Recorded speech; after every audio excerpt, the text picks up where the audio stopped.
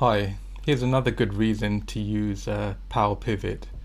So in our employee dataset, we have employees who do and do not receive bonuses. So if they do receive a bonus, then they're flagged as true, as eligible, and if they don't, they're flagged as false.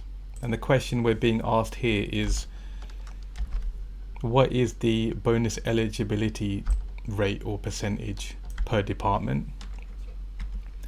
And again, I don't think conventional pivot tables can calculate this easily unless you make two pivot tables, one for bonus eligible employees and one without bonus eligible employees, and then divide those results together. Bit long and messy. So yeah, PowerPivot can do it a bit better. Insert a pivot table. We've already got this data uploaded into the workbook data model just here, and then that's the one that you want to select and press OK. In rows we want department, and in values we want employee IDs, and for that we want a count of employee IDs. There we are. The next count we need is the count of employees who are getting a bonus. So for that we need a DAX measure. So going to PowerPivot in the ribbon, measures, new measure, and call this measure bonus eligible count. This is going to be a number, a whole number, and here you want calculate the count employee IDs, comma, and the next section of the calculate function in DAX is a filter, and we want the filter to be eligible, so bonus eligible equals true. So that'll count how many employees there are where eligibility equals true. Check that formula, OK, and yeah, there you go. And it says there's 878 bonus eligible employees in our data set. Let's check that. If we filter to true and count that row, then again that is correct. As you can see here, 878. Good, so that's working.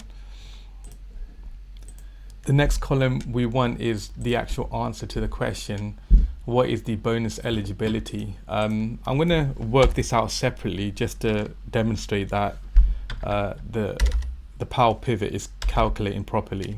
So this should be D12 divided by C12, and let's format that as a percentage, 1 decimal place, copy down. So these are the values that we're aiming for. Let's create a measure to calculate these values inside the pivot table. So new measure, eligibility percentage.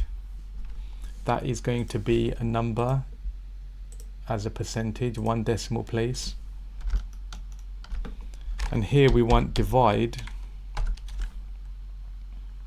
and we want to divide the new measure that we just made. So the cool thing here is we can use a measure in a measure. So that's the numerator. Denominator is the count of all employees. Sorry, the count of employee ID.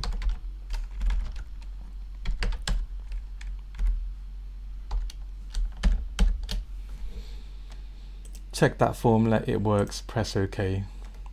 And on the right hand side in the pivot table fields pane, there should be a new option here. This FX means like PowerPivot measure.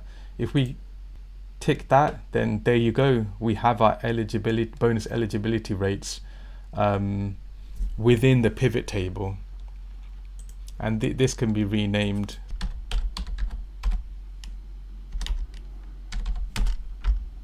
as so. And yeah, there we are. And what's the advantage of doing it this way? Say your manager comes back, or there's a requirement that instead of by department, you want to see all of these results by country. No problem. It's all in here. Get rid of department and put country in the columns. Sorry, the row section in the pivot table, and there you are. You have your bonus eligible by country. And that's another good use of PowerPivot. I hope you enjoyed this video and it encourages you to use PowerPivot in your projects as well. Thank you and goodbye.